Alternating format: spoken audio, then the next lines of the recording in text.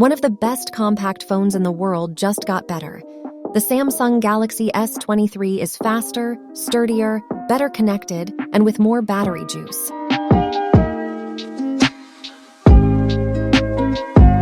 The Galaxy S23 is still as small, lightweight, and attractive as ever. The new Galaxy S23 models introduce a refined design, and that's the first thing you will notice.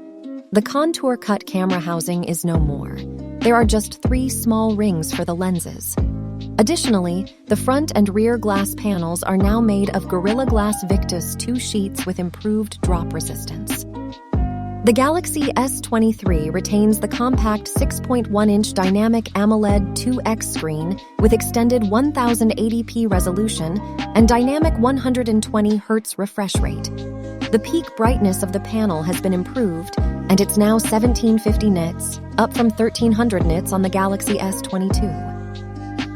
For the first time in a long time, the entire Galaxy S23 lineup uses a Snapdragon chipset. The triple camera on the back has seen no improvements. The 50MP OIS primary, the 10MP 3X telephoto, and the 12MP ultra-wide camera stay the same. What has been upgraded is the selfie camera. It is now 12MP and supports Super HDR, while autofocus and 4K capturing remain available. The battery capacity has been increased by 200 mAh, and it's now 900 mAh. The charging capabilities are the same as on the S22, 25W wired charging, with wireless and reverse wireless options available.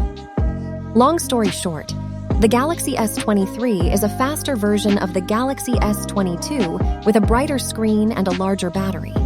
And a more beautiful design, though that is always subjective. Samsung removed chargers and headphones from its boxes a couple of years ago, but we are glad it still provides cables.